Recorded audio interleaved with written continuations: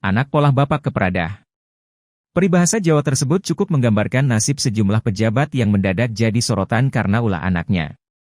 Berawal dari perkara yang membelit putra atau putri mereka, beberapa pejabat terpaksa dicopot dari jabatan.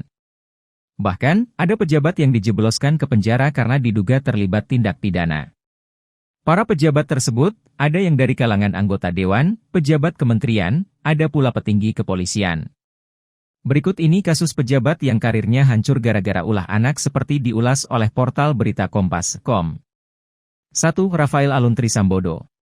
Pada Februari 2023 lalu, publik dihebohkan dengan kasus dugaan penganiayaan yang dilakukan Mario Dandi Satrio, 20, terhadap anak pengurus YPI Ansor berinisial D, 17. Video rekaman penganiayaan D oleh Mario tersebar luas di media sosial. Berangkat dari perkara tersebut, gaya hidup Mario disorot. Pasalnya, Mario kerap memamerkan kehidupan mewahnya di media sosial.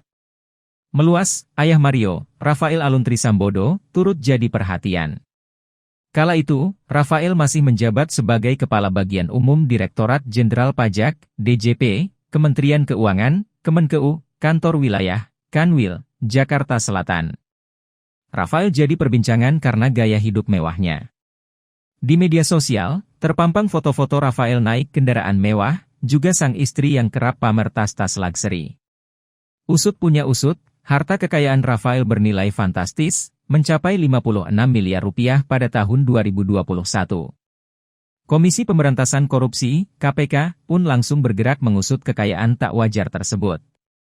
Karena kehebohan ini, Menteri Keuangan Sri Mulyani mencopot Rafael dari jabatan dan tugasnya di Direktorat Jenderal Pajak Kementerian Keuangan. Berlanjut, akhir Maret 2023, Rafael ditetapkan sebagai tersangka kasus dugaan gratifikasi oleh KPK terhitung sejak 3 April 2023, Rafael jadi tahanan lembaga anti rasuah. Dalam persidangan yang digelar 30 Agustus 2023, Rafael didakwa menerima gratifikasi sebesar Rp16.644.806.137 bersama istrinya, Ernie Meike Torondek. Berdasarkan surat dakwaan jaksa KPK, uang belasan miliar itu diterima Rafael dan istrinya melalui PT Arme, PT Cubes Consulting, PT Cahaya Kalbar, dan PT Krishna Bali International Cargo. Dalam melaksanakan tugas dan wewenangnya sebagai pejabat di DJP, Rafael bersama istrinya mendirikan perusahaan untuk mendapatkan keuntungan dari pemeriksaan para wajib pajak. Hingga saat ini, kasus yang menjerat Rafael masih bergulir di meja hijau. Sementara, dalam sidang yang digelar 7 September 2023, putra Rafael, Mario Dandi, divonis pidana penjara 12 tahun atas kasus penganiayaan David Ozora. 2. Andi Pramono. Pejabat Kementerian Keuangan lainnya, Andi Pramono, juga jadi sorotan karena ulah anaknya. Andi kala itu menjabat sebagai Kepala Bea Cukai Makassar. Mulanya, sosok putri Andi, Atasha Yasmin, jadi perhatian publik karena gaya hidup mewah yang ia pamerkan di media sosial. Yasmin yang merupakan mahasiswa double degree di Universitas Indonesia, UI, dan Melbourne University Australia ini kerap memamerkan pakaian, tas, hingga sepatu yang nilainya ditaksir mencapai jutaan, bahkan puluhan juta rupiah. Senasib dengan Rafael, harta kekayaan Andi dikuliti oleh warganet. Berdasar laporan harta kekayaan penyelenggara negara, LHKPN, yang dilaporkan tahun 2021, Andi memiliki harta sebesar 13,7 miliar rupiah. Jumlah itu mengejutkan mengingat gaji pejabat eselon 3 bea cukai paling rendah Rp3.044.300 per bulan dan tertinggi Rp5.901.200 per bulan. KPK pun bergerak mengusut harta kekayaan Andi. Oleh KPK, pada 15 Mei 2023 Andi ditetapkan sebagai tersangka kasus dugaan gratifikasi.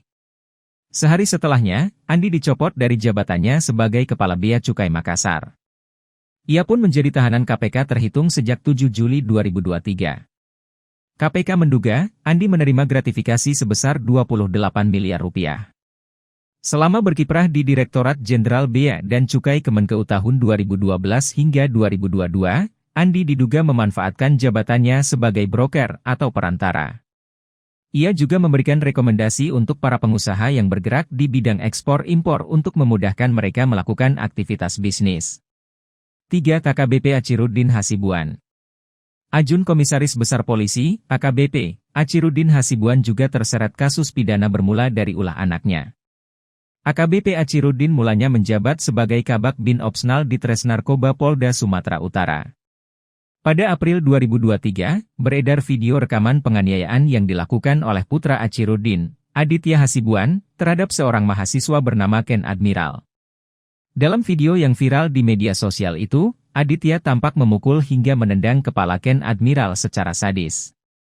Dalam rekaman video, tampak Achiruddin di lokasi kejadian.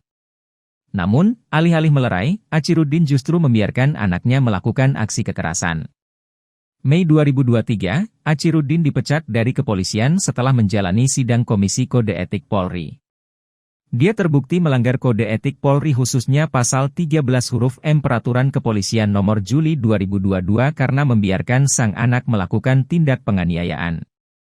Tak hanya didepak dari institusi Bayangkara, Achiruddin juga ditetapkan sebagai tersangka kasus penganiayaan yang menyeret putranya. Putra Achiruddin lebih dulu ditetapkan sebagai tersangka kasus yang sama pada 25 April 2023. Dari kejadian tersebut, publik menyoroti gaya hidup mewah Achiruddin yang terekam di media sosial.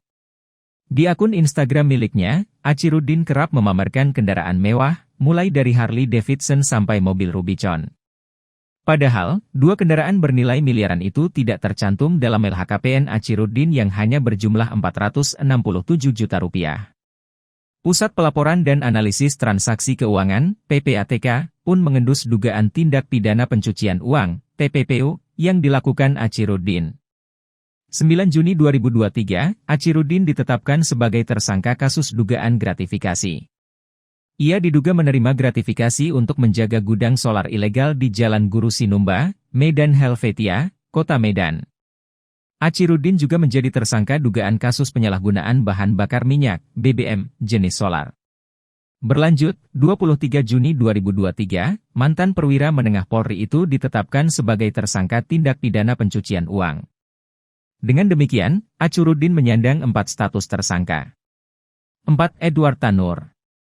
Anggota DPR RI dari fraksi Partai Kebangkitan Bangsa, PKB, Edward Tanur, harus ikut menanggung perbuatan putranya, Gregorius Ronald Tanur, yang terlibat kasus dugaan penganiayaan.